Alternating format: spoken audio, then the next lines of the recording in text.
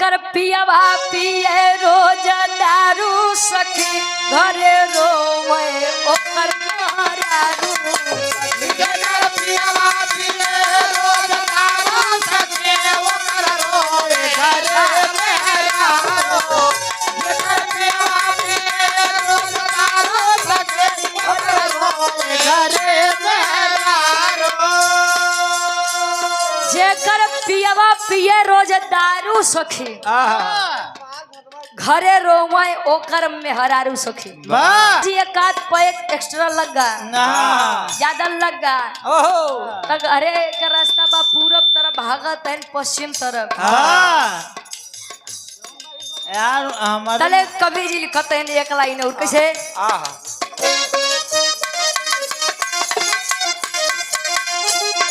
गिरे बहराय रोज रहिया में सूत रहिया में सूतल हो रहिया में सूतल रहिया में सूतल हो रहिया में सूतल कुकुरा उठाए टांग मुहवा पे मुँहते मुहवा पे मुँहते हो मुहवा पे मुँहते मुहवा पे मुँहते हो मुहवा पे मुँहते बोरी इज्जत रहे न तुम्हारू बोरी इज्जत रहे न मारू सखी और भगले मेहरारू बोली करे मारू सखी और रोवे रोवे मेहरारू मारू सखी और रोवे रोवे मेहरारू कहाँ गिरा भराए रोज रस्ते में सूते तक कुकुरे उठाई टांग हाँ महुआ पे मुँहते अच्छा जे पिए वाले हन उनकर ही हालत बा गुरुजी हाँ जी उनके तो कुकुरो बिलार नहीं पूछते जाना था बड़का साढ़ू है मार कहे का काटी आज काटते भियान फिर हारे गिरी है का मतलब फिर आएगा साला अरे वाह हरिओम भैया अरे भाई उनसी मत ही लागे कर है उनसी लागे मतलब के अपने पैर कुल्हाड़ी मारा वाह बोरी इज्जत रहे लात मारू सखी आ घरे रोवे उनकर मेहरारू सखी एक बात जान ला कि ज्ञान मंदिर से लौटे के बाद अगर ले के बाद गुरुजी केतनो ज्ञान भरी बात बोलबा आदमी के रे साला पिया है दो गला कहीं का काय करे लगे बैठ के अपन दिमाग खराब करत है चला ये तो गलवा काम है हाँ पी लीजिए आप कितनी भी अच्छी बातें किसी को बताएंगे तो गिनती यारे होई कि साला पिए बाटे का दिमाग खराब किए बा अंतरा के दूसरे अंताल में कवि जी लिखा तेन बा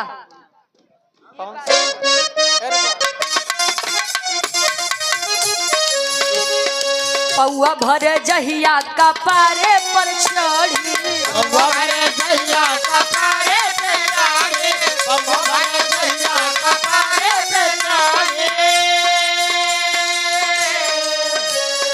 घरे भूंजी भांग नहीं बात बड़ी बड़ी बात बड़ी बाड़ी हो बात बड़ी बाड़ी बात बड़ी बाड़ी हो बात बड़ी बाड़ी कहे पौआ भर जाइया कपारे पर चढ़ी तो घर में भूंजी भांग नहीं बस बात बड़ी बड़ी कितना जने तो पिए के बाद गुरुजी लागे के दो चार हेलीकॉप्टर ऐसे ने उतार देंगे कैसे गुरुजी कैसे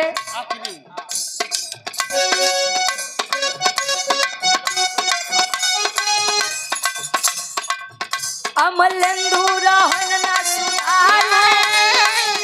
अमलेंदु रहन ना सुधारू सखी घरे रोवे उनकर में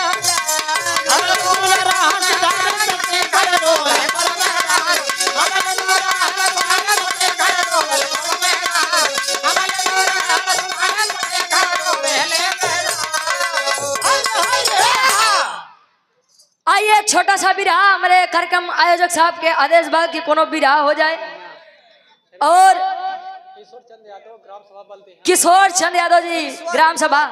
करबा ये होली मिलन समारोह हो गई आओ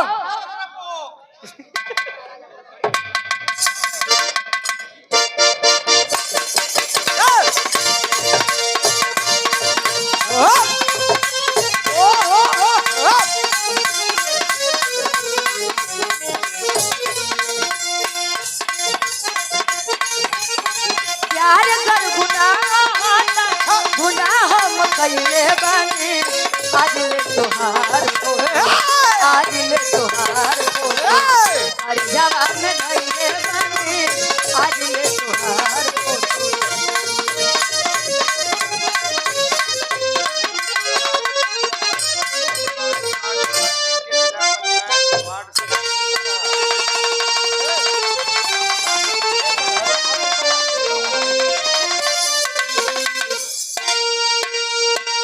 अब सारी यार राम रे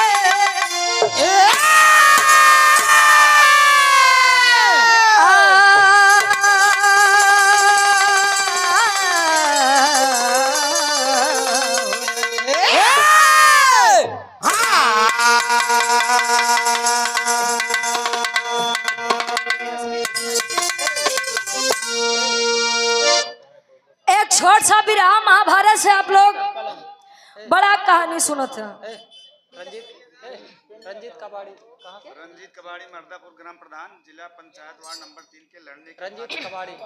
रंजीत कबाड़ी जी ग्राम प्रधान साहब मर्दापुर से 100 रुपया और भविष्य में जिला पंचायती का चुनाव भी लड़ेंगे। हाँ भविष्य वाला वो है ना फ्यूचर। हाँ 100 रुपया बहुत बहुत धन्यवाद आशीर्वाद के चारी के बच्चे अपनी कला में कामयाब रहे। घर मलिका साहब तनी सब पानी के व्यवस्था कैदा। हाँ पानी है ना केवल पानी के करे महाभारत का बड़ा अच्छा प्रसंग आप लोग सुनते हैं। महाभारत शुरू कैसे हुआ किस लिए हुआ। अच्छा एक बात बा गुरुजी कि झगड़ा तीन चीज बदे होत है। जर जोरू जमीन। अब पहले के राजा महाराजा रहा कि मेहरारू बदे मर मिटे बदे तैयार रहा। जो चीज पसंद आ गई आंखों को भा गई वो मिलना है चाहे जैसे। और उम्मीद है कि शायद या बिरहा आप लोगों ने सुना होगा। कभी जी 4 लाइन भूमिका के अंदर वीरन खातिर भाव देते हैं कैसे गुरुजी।